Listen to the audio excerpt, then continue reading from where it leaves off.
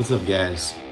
I went ahead and picked up a large wine fridge on Let Go, like Offer Up, or one of those two things.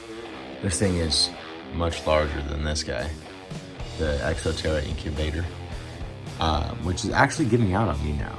The power cord is being real finicky.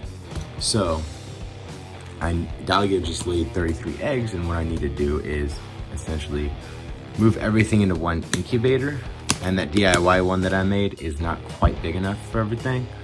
And yeah, so I'm gonna work on pulling this apart to see where I can feed the cords through and kind of get an idea of how I'm gonna build this, because I would prefer not to have to drill a hole in the side like you might have seen in some other DIY incubator videos.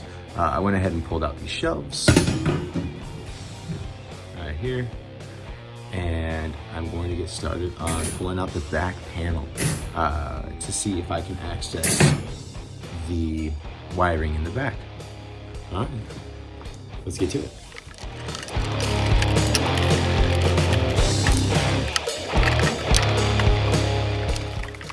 All right, so now I got this back panel unscrewed.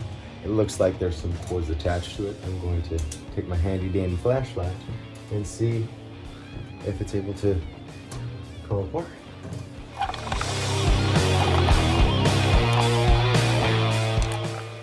All right, so I just unscrewed this back panel.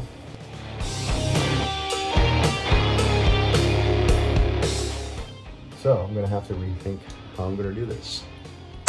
All right, so I went ahead and did some more planning for this. So anyway, what I did was I took a little razor blade like this, and I cut a little hole in the back through this plastic. It's like it's corrugated plastic, and I just cut out the insulation to make sure that there's no coil in here. Though I might have just hit like a sweet spot where there's no coil. So what I'm gonna do is I've planned out, first of all, to take one of these guys right here. And of course, this is just cosmetic. You could also just skip this particular step. So what this is a sort of a desk to feed cords through. What I'm gonna essentially do is take this and put it in the back right here. And then I have a second one, which I'm gonna put on the inside. I'm gonna use aquarium grade silicone to adhere these so the cords can feed out.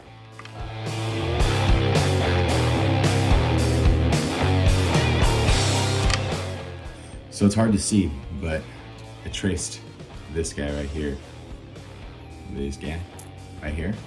So now I can get in here and cut around right here just to pull out the insulation, make sure there's no coil here. Again, this is all just cosmetic. You could always just drill a hole in the top and go from there. But I just don't like the way it looks when the cords are feeding out the top. Okay, now I'm slowly gonna go in here and take this out using the knife, the blade of the knife, very slowly, just to feel around for any metal or anything that would hinder me from drilling through here.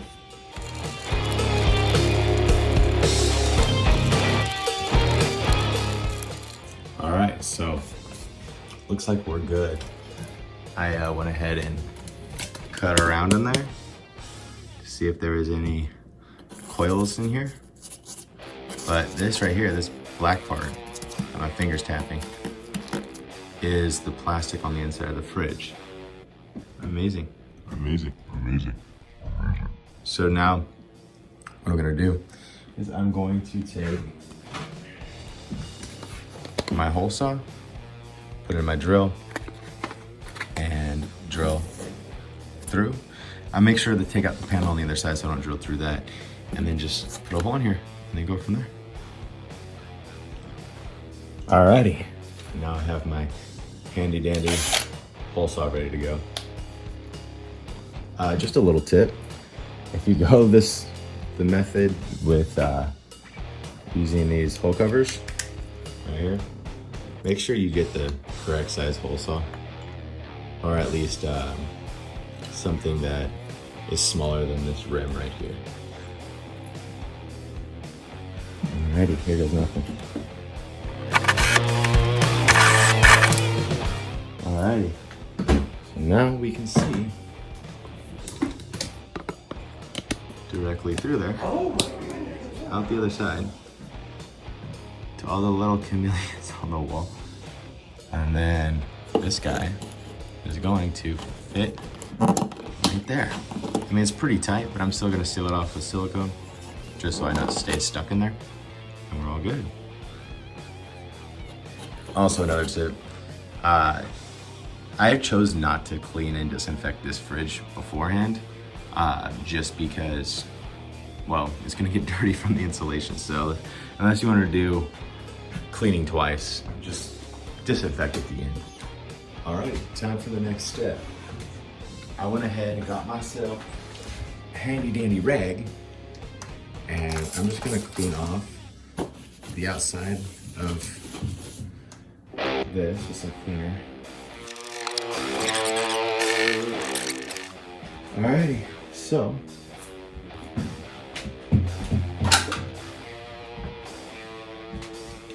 what I'm gonna do is take this little cover off, and then, just for size comparison, so y'all can see this, is this cord is gonna go through here, and then I can pull it out and feed another one in, and however many I need. So I'll do that. Next thing is some clear silicone. This was like $4.54, $5 basically at Home Depot. It's for aquariums. So if it's for aquariums, that pretty much means it's great, good for reptiles.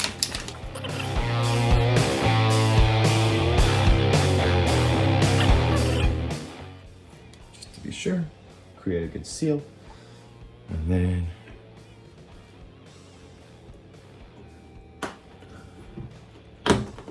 boom, boom,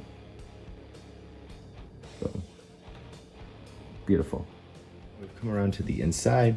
Again, remove this panel. It's got some wiring on the back. Remove the cap from this guy.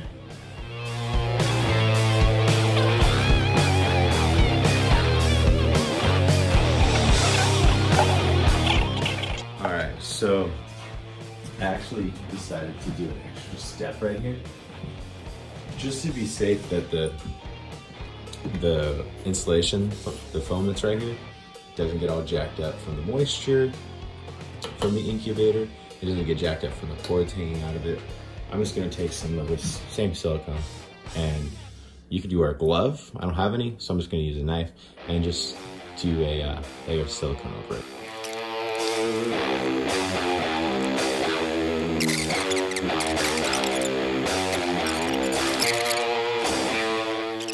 Awesome.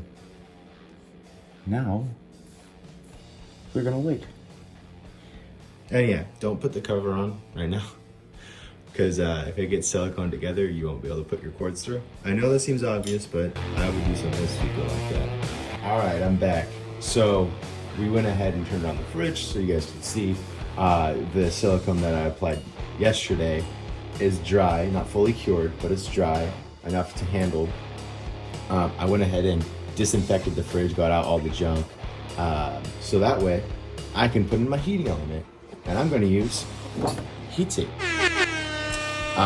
So this is essentially for like beer or wine fermentation or something like that.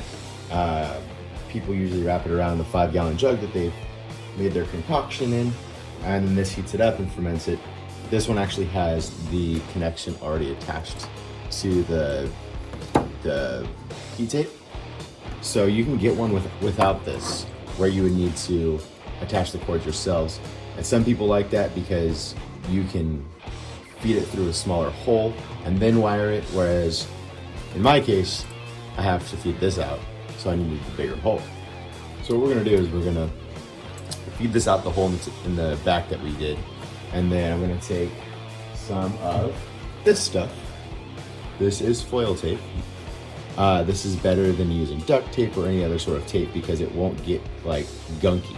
I don't know if you guys have ever had to remove like duct tape from something that's been weathered and that's been hot, and it just leaves like a sticky, residuey mess.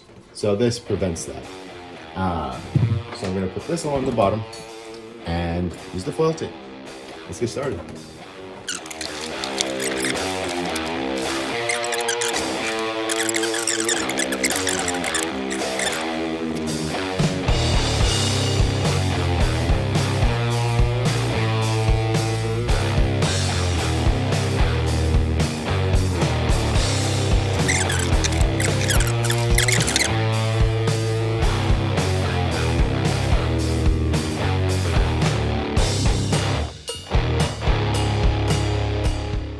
Sweet.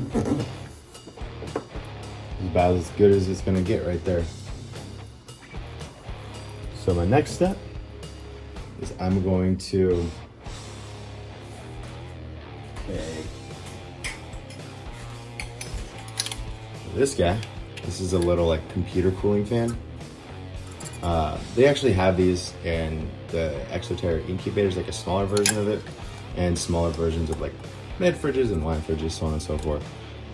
This was 15 bucks on Amazon, but it's all metal. Like even the blades are metal. I don't know if you can hear that. So this is really good quality. This is what I have in my other smaller incubator, and then this plugs in right here, and then I'll feed this cord out the top.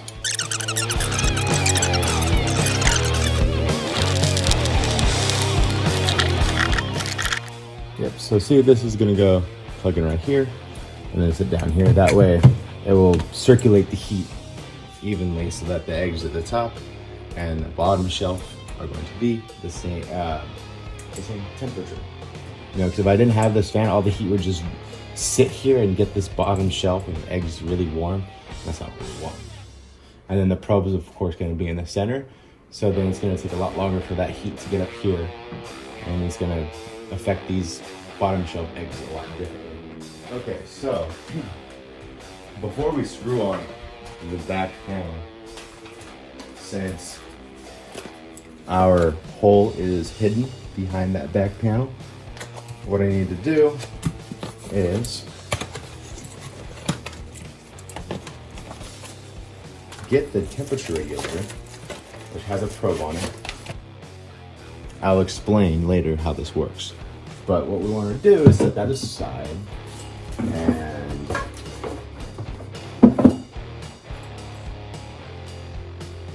get this guy. This is your probe. This is what's going to tell your machine to either put on the heating element or put on the cooling elements. We're gonna go ahead and feed this through the back of the fridge and go from there.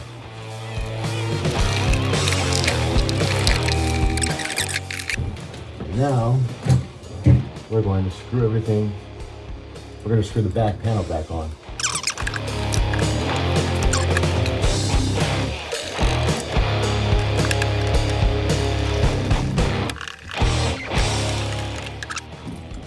Now, let's see, I'll show you. So, we have our heat tape. It's our fan. Our fan cord, which is fed up through the back of this panel. And then the heat tape cord. And then our probe, which I made sure is above the screw so that we can move it up and down. And then attach it to the center shelf. And then, of course, you cannot see the hole for all the cords. I'll show you right now. This hole right here. Yeah. Alrighty. Alright, for the next step, we gotta make our shelves. So, we're gonna do 4 shelves. We're gonna do one right here. And this is 2. This will be 3. And this will be the 4th right here. You can't see it on camera, but it's right here. Alright. So we're gonna cut some shelves now. This takes a lot of patience. What we're about to do, we're gonna use clear replacement glass.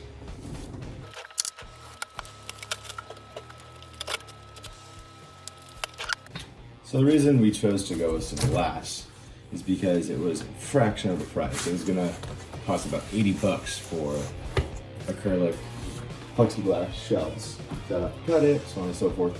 The other incubator I did, it was fine because they were 4 or 5 bucks a piece and they were already tip size.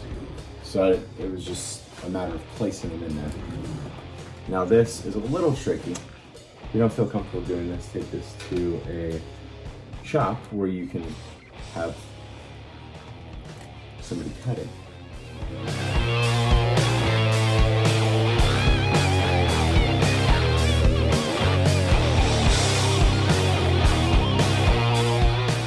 But for demonstration purposes, I'm going to show you that this is possible if you are very patient.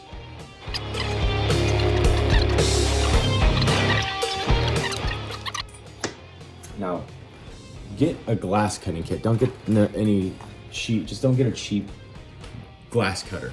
Try to get one of these. This is 13 bucks. Spend the money. It'll be worth it. Comes with oil for the blade, the cutter blade. Comes with the blade and marking tool. I use a Sharpie just because I found that easier. And then this actually has a reservoir in it where you can hold the oil, and then this moves in to where you it allows the oil to come out. So I'm going to place my straight edge.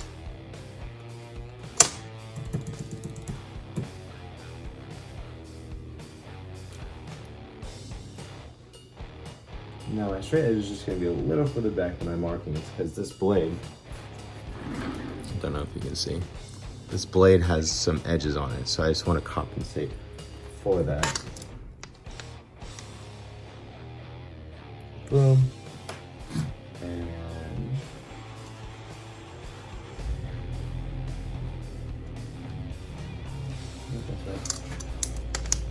that's right. All right, now you want to hold this straight edge right down very tight. Hold your blade like this. Press down on the thing, and you want to do this in one swipe.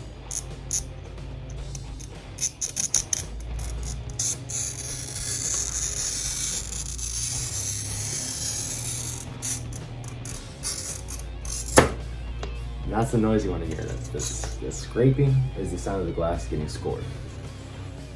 After you do that, this is when you need your gloves if you don't have them on already.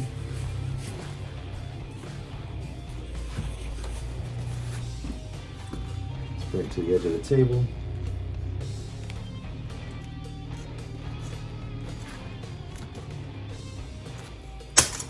Boom. Taking the oil and just wiping it on where I wanted to slice the glass before I ran the blade across. And that literally made all the difference. Like, it's just so clean, such a clean cut. So do that method and it will work much better for you. I put the cap on back here for this. The silicone's nice and cured at this point. The cords are feeding back throughout here, so now if they get snagged, or if this tries to pull up, this is gonna stop it. So I'm gonna move this unit to its destination where it's gonna live, and then I'm gonna hook up my timer, or not my timer, my temperature regulator, and we'll go from there.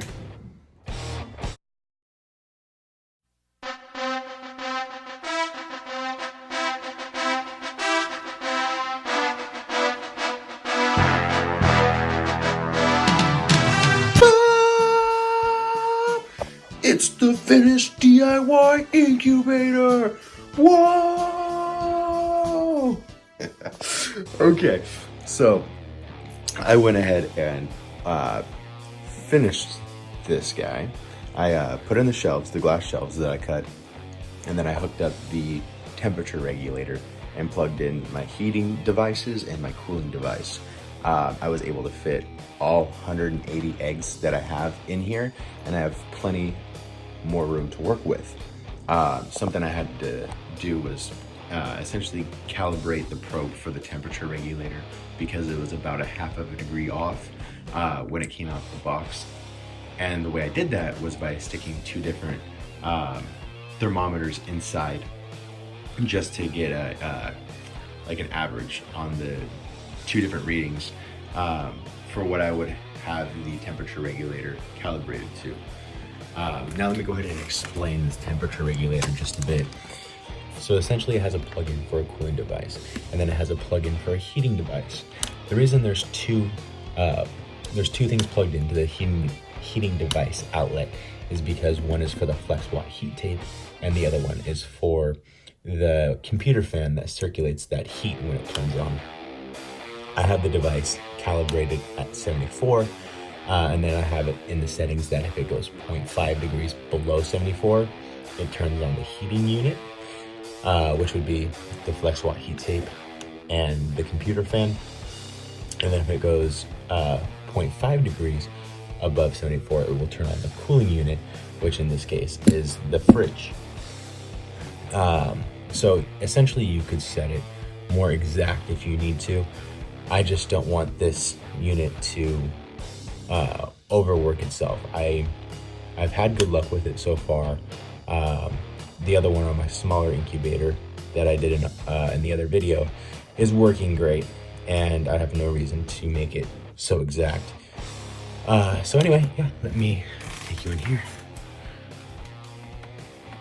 So you can see all 180 of my Panther Chameleon eggs are in here. And on each shelf, you can see that there's plenty of room behind for me to fit more eggs.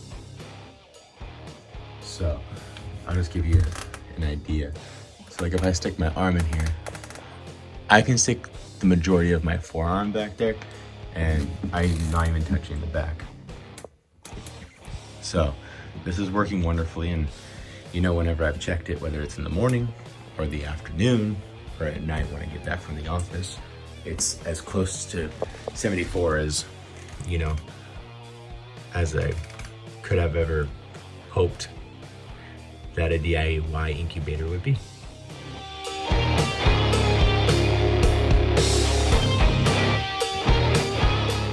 So anyway, if you have any questions about this, go ahead and shoot us a message over at Magickal Chams, and we'll go ahead and answer them for you. Later.